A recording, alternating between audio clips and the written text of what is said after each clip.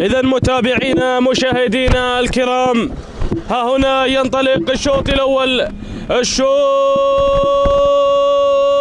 الرئيسي للإبكار المفاريد من مسافة 1500 متر.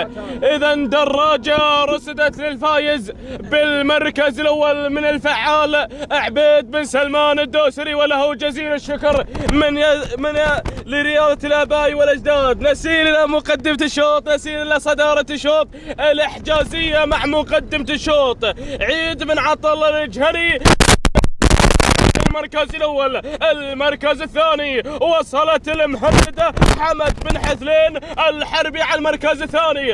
المركز الثالث شواهين يا شواهين ياسر بن عبد الله المسعودي على المركز الثالث من تسلل بدور المركز الثاني. المركز الثالث وصلت في هذه اللحظات، وصلت شواهين عثمان الشريف على المركز الرابع. المركز الخامس سيد عبيد بن سلمان الدوسري، ولكن الإحجازية مع صدارة الشوط مع مقدمة الشوط. يا سلام يا الإحجازية، شعار عيد بن عطلة الجهني، ولكن شواهين وصل المسعودي ياسر بن عبد الله المسعودي مع شواهين. الله يا شواهين، لكن الإحجازية وشواهين والعصافة الأبطان.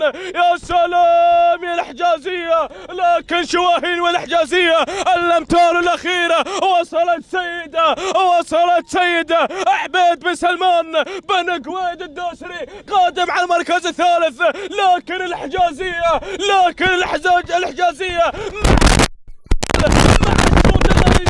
يا سلام يا الجهري، يا سلام يا الجهري مع الإحجازية. سيدة قادمة ولكن سلام يا الإحجازية، سلام تهانينا والناموس الله.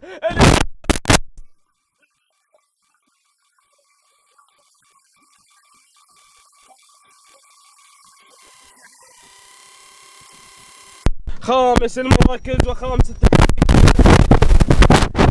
أنتجة الخط والتحكيم تهانينا والناموس مالك الإحجازية عيد بن عطلة الجهني من انتزعت الشوط الأول الشوط الرئيسي، ومن انتزعت الدراجة دقيقتين 10 ثواني 13 جزء من الثاني. تهانينا والناموس مالك الإحجازية عيد بن عطلة الجهني، تهانينا والناموس جميع الفائزين.